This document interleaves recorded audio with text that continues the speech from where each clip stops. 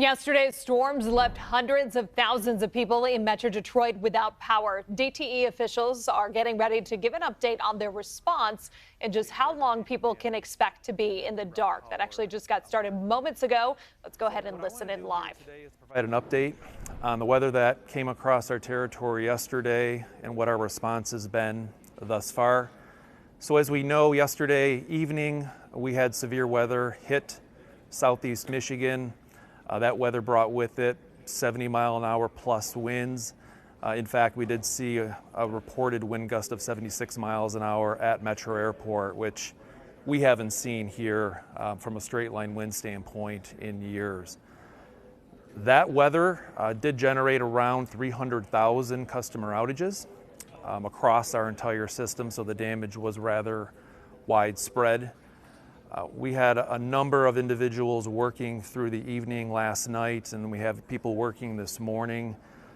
Thus far, we've restored about 120,000 of those customers who were impacted, so about 38% thus far from a restoration rate standpoint.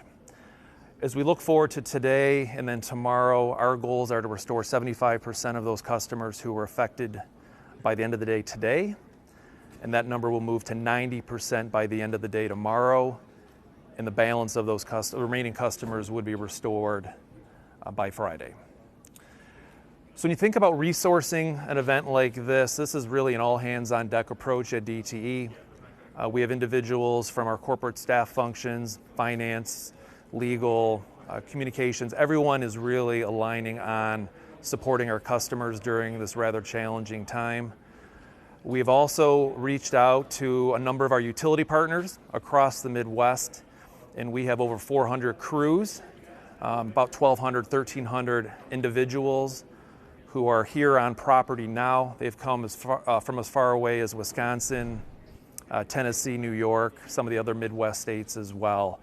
So this really is an all-hands-on-deck approach to remove some of the hazards to the public, but also to restore our customers in a timely manner.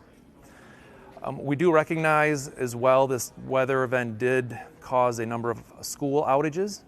We have upwards of 350 schools in our service territory that are without power.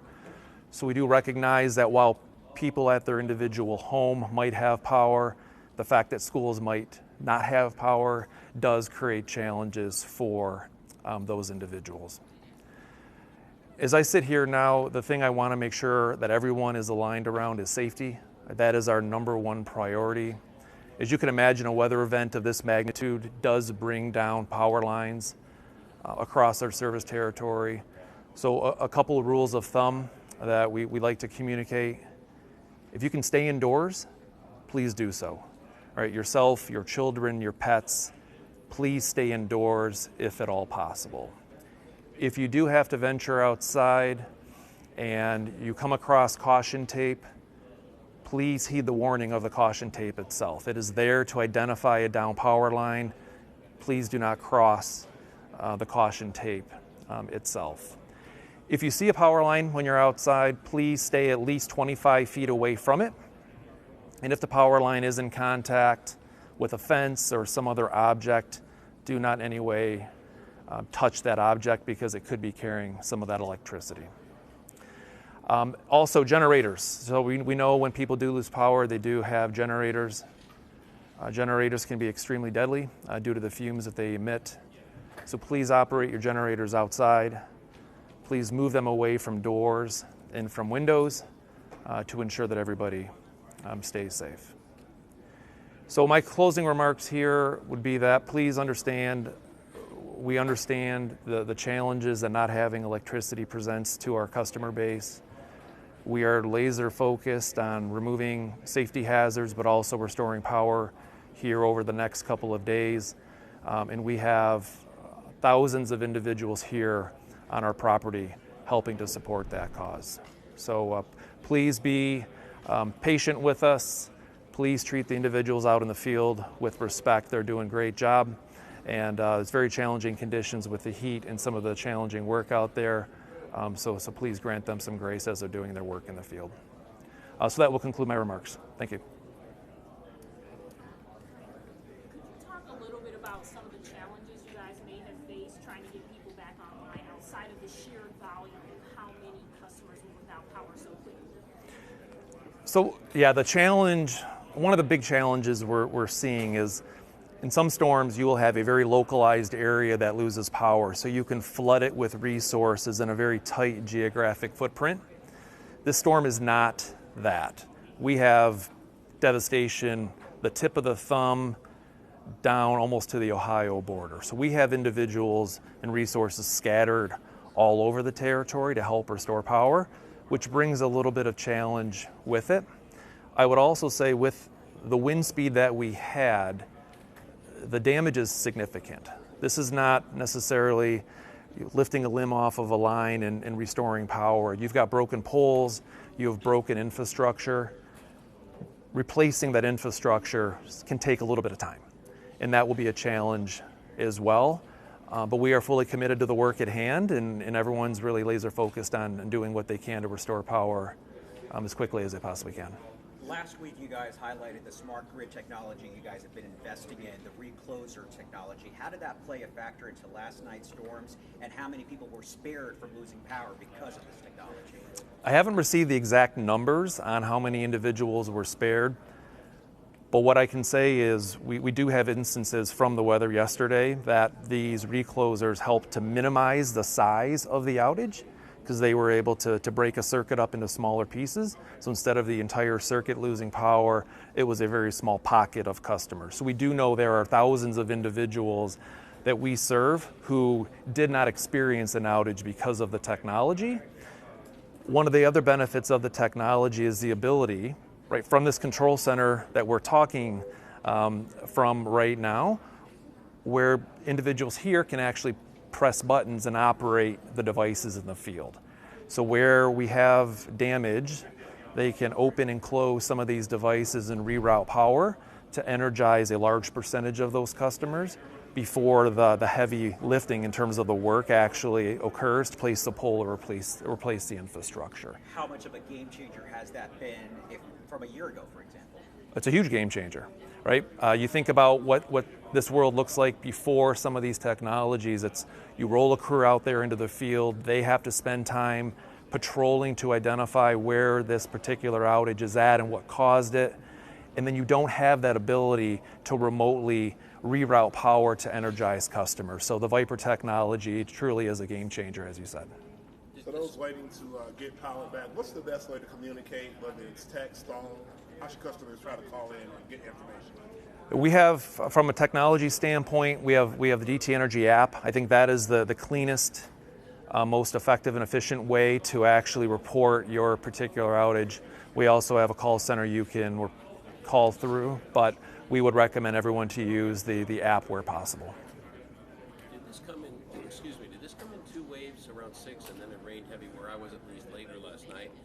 Was there an extra kick out of outages late in the evening, or can you describe what hit and what rolled through? Yeah, when the day started yesterday, we were more concerned with what was going to happen after midnight. And there was a weather pattern that came across Lake Michigan that we were expecting to break up and really not materialize into much of anything, but it came across Lake Michigan and stayed intact. And that's what we saw come through southeast Michigan in that 5-6 o'clock window. So when you think about the 300,000 that were impacted, about 270,000 customers were impacted from that weather event. And then after midnight last night in the 1, 2, 3 o'clock window, I know where I live, I was woken up by the rain, the wind, the lightning. That caused another 30,000 to 40,000 customers to lose power. But the bulk of the outages were caused from the weather event that happened yesterday afternoon. And if you would, can you take a swing at the assessment? And what I'm getting at is last night on your conference call, you talked about getting eyes on things. Heading into the overnight period might have made it more challenging. Can you talk about, in a layperson sense, that process, given the breadth of what you're talking about in terms of the vast amount of outages? Do you feel you have your arms around the damage now? Are you still assessing? Going into overnight, was that a challenge? How would you describe finding out what you're dealing with, I guess is what I'm asking. Yeah, damage assessment is a critical part of the restoration process. You have to know what your damage is before you can put the right crews on it, before you can get the right material there. Last night we had over 100 individuals who worked through the night to put eyes on the damage. Right? Obviously they couldn't see all the damage because of the vastness of where the damage is at, but they were able to, on the circuits that they patrolled, identify what damage is there, the extent of it, but then what material needed to be ordered to get it out there into the field so that we can be more efficient during the day today. Also, we were able to utilize some of the information that was generated from the damage assessment process last night to request another 100 crews from local states to come to our territory today. So that damage assessment process was really critical for us and provided a lot of value in terms of understanding the magnitude of the damage out there. And forgive me if this is an obvious question, last one from me. Are you still worried about energized lines? Do you feel like things have been de-energized in areas where lines are down? Never guaranteeing, of course, I understand 100%, but where are you on the concern of what still may be out there that people should be wary of? Yeah, similar to the damage assessment process, we had hundreds of individuals work through the night to go to all the wire downs that are out there. Some of them are legitimate wire downs, and we either are standing by them or we tape them off. So those are going to be safe. The challenge in an event like this is we can only respond to the wire downs that we're aware of. So that's where the safety message really plays out. Is we know there are other wires that are down on the ground right now. People just haven't seen them and we're not aware of them. And again, people should be staying indoors as much as they possibly can to avoid any potential of a safety issue with the down power line. But for what we are aware of right now, we are very comfortable with that position in terms of understanding the number and the location of those wire downs. Thank you. Yep. Brian, I just want to confirm some of the numbers.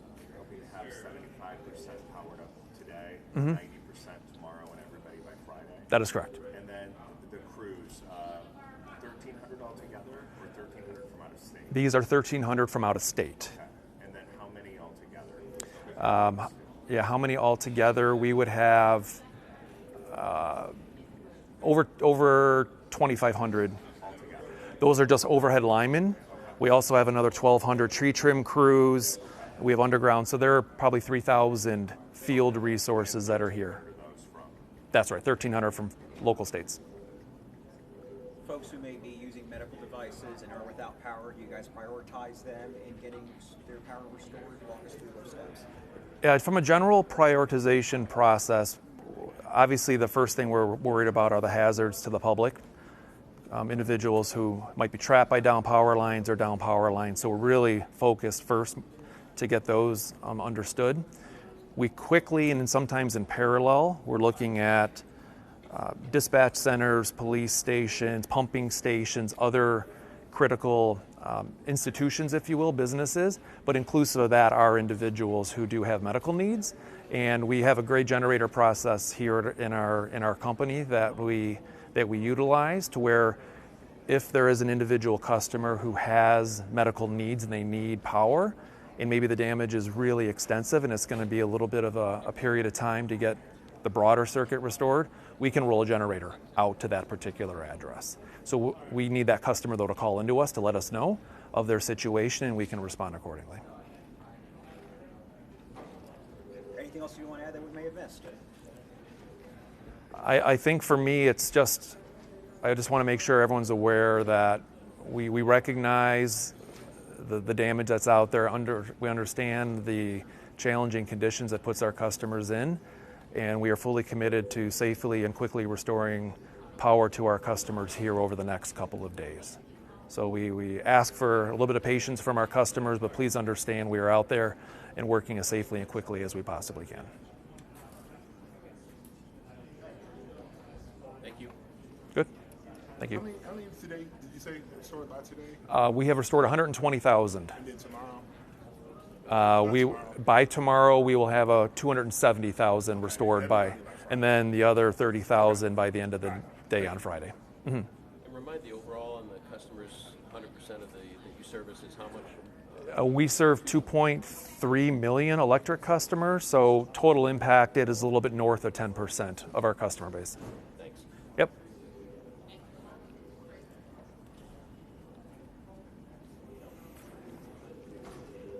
Good. Awesome.